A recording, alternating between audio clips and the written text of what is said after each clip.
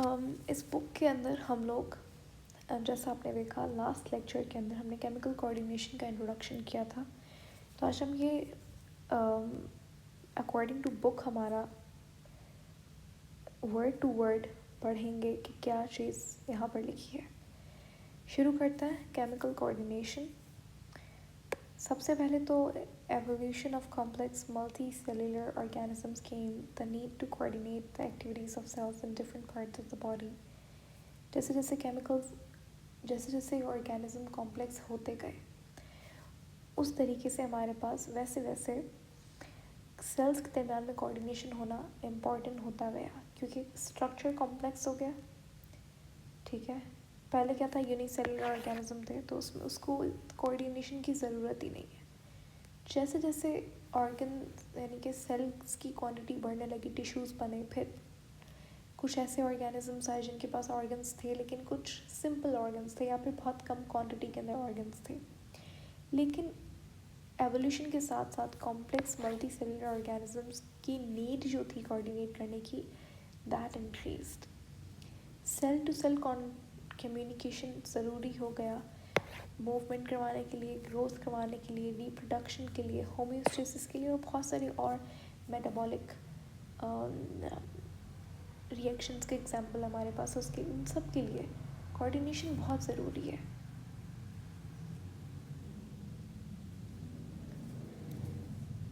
Many different mechanisms have evolved by which cells within organisms communicate among themselves. Certain chemicals are involved in communications which are, मैंने बताया था ये भी आपको कल कि कुछ chemicals कम्युनिकेशन के अंदर कोऑर्डिनेशन में इन्वॉल्व होते हैं, जैसे कि न्यूरोट्रांसमीटर, फेरोमोन्स और फिर आपके हार्मोन्स।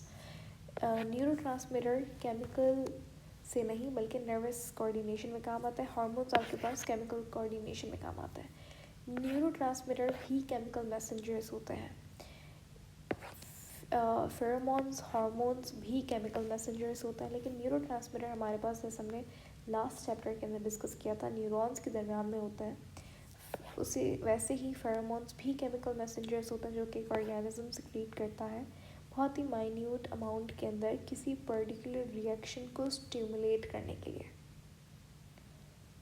ठीक है, stimulate particular reaction from another organism of the same species. और रही बात हार्मोन्स की हमारे पास, तो हार्मोन्स हमारे पास ये भी केमिकल मैसेंजर्स होते हैं जो कि एक रिएक्शन को इंक्रीज़ करने के लिए या डिक्रीज़ करने के लिए काम आता है।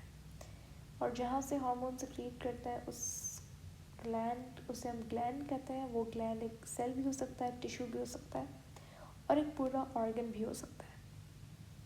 तो ये ग्लैंड्स के दो टाइप्स होते हैं, एक एक्सोक्राइन ग्लैंड और एक एंडोक्राइन ग्लैंड।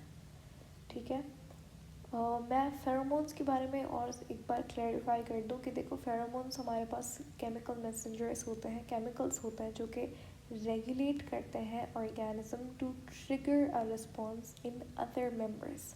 दूसरे मेंबर्स सेम स्पीसी से ह्यूमन तो सेम स्पीसी के ऑर्गेनिज्म में एक किसी चीज़ को ट्रिगर करना, ठीक है, शुरू करवाना एक रिस्पॉन्स को।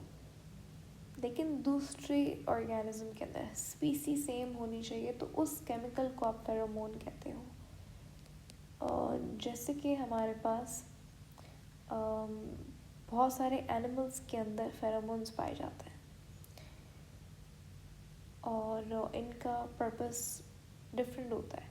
जैसे कि आपको जैसे एक लायन है या एक डियर ले लो, डियर ने लायन को देखा तो यहाँ पे हमारे पास डियर जाके अपने ग्रुप के दूसरे डियर्स को बताएगा कि वहाँ पर डेंजर है। ठीक है, तो वार्निंग दे, लायन वॉज अ प्रेडेटर। ठीक है, तो वार्निंग देगा अपने प्रेडेटर, जो उसने प्रेडेटर देखा उसके बारे में वार्निंग देगा अपने पीयर्स को, अपने साथियों को। तो वो जो वहाँ पे वो केमिकल रिलीज़ करेगा उसे फेरोमोन कहते हैं। इसी तरीके से attracting a mate for mating, finding food हो गया, खाना ढूंढने के लिए। क्या तो ये ज़्यादातर एनिमल्स के अंदर इस तरीके का रोल होता है। जबकि अगर आप बात करें ह्यूमंस की तो फेरोमोन्स का सच कोई रोल नहीं होता ह्यूमन के अंदर, हमारे अंदर हार्मोन्स काम करता है। ठीक है, फेरोमोन्स एनिमल्स दूसरे एनिमल्स के अंदर होता है। और ये आप इस पिक्चर के अंदर देख सकते हो, हमारे पास वैरायटी ऑफ डिफरेंट एंडोक्राइन और ग्लैंड्स होते हैं। शुरू करते हैं हम लोग ऊपर से, यानी कि हमारे ब्रेन में कौन सा ग्लैंड होता है जिससे मास्टर ग्लैंड कहते हैं, जो कि पिट्यूटरी और हाइपोथैलेमस। मैंने आपको कहा था अपने बुक में देखिएगा, आपकी बुक में क्या लिखा हुआ है। कई जगह पे पिट्यूटरी को कंसिडर किया जाता है मास्टर ग्लैंड, कहीं पे हाइपोथैलेमस को किया जाता है। हाइपोथैलेमस से ये सारे हार्मोन सिक्रीट होते हैं, हम लोग बाद में पढ़ेंगे। लेकिन उसके बाद हाइपोथैलेमस के बिल्कुल नीचे होता है पिट्यूटरी ग्लैंड। इसीलिए पिट्यूटरी ग्लैंड को हाइपोफाइसिस सेरेब्री भी कहते हैं। ठीक है, पिट्यूटरी ग्लैंड के हमारे पास दो लोब्स होते हैं, एक होता है एंटीरियर लोब, एक होता है पोस्टीरियर लोब। ह्यूमन के अंदर मीडियन लोब नहीं होता, दूसरे एनिमल्स में मीडियन लोब भी होता है दोनों के दरमियान में। फिर नीचे आ जाता है हमारे पास गले में, हमारे ट्रैकिया के बिल्कुल फ्रंट पे एक ग्लैंड होता है, इसे थायराइड हार्मोन कहते हैं। थायराइड ग्लैंड कुछ इस तरीके थायराइड ग्लैंड होता है, बट बटरफ्लाई शेप का थायराइड ग्लैंड होता है। और थायराइड ग्लैंड के ही बिल्कुल पोस्टीरियर साइड पे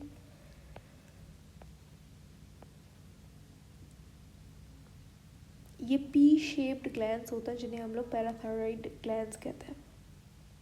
ठीक है, उसके बाद हमारे पास हार्ट जो होता है, वहाँ पे उस पोजीशन में ग्लैंड जैसे थाइमस कहा जाता है, इस ग्लैंड का काम होता है लिम्फोसाइट्स, टी लिम्फोसाइट्स की मैच्योरेशन करवाना।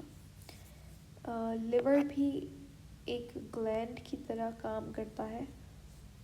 ये कुछ इसके हार्मोन्स की एग्जांपल गिवन है यहाँ पर।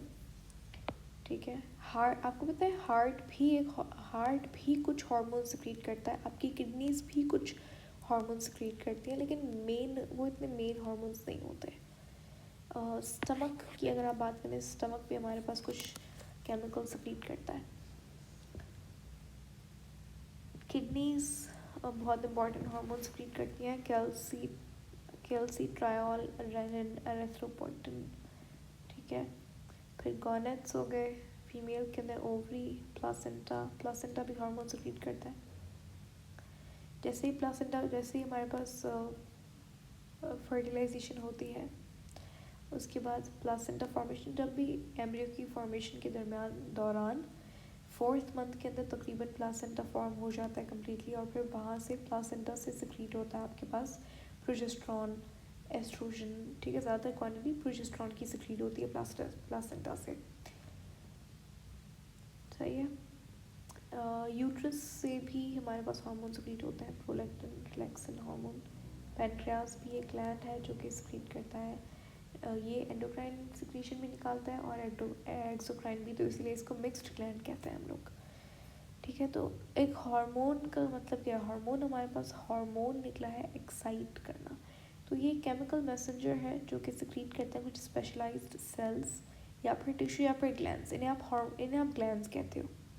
और ये हार्मोन्स फिर ब्लड स्ट्रीम में डाले जाते हैं माइन्यूट अमाउंट के अंदर। Hormones different part of body को रीच करते हैं, पहुंचते हैं अपने टारगेट ऑर्गन पर। जहाँ पर ये लोग एक्ट करेंगे वो उसका टारगेट सेल है, और उस सेल के ऊपर एक हार्मोन, जो भी हार्मोन उसके ऊपर एक्ट करेगा, उस हार्मोन का स्पेसिफिक रिसेप्टर भी होगा। ठीक है, तो ये हमने रीडिंग कर ली। अब हम लोग केमिकल नेचर ऑफ हार्मोन के बारे में पढ़ेंगे।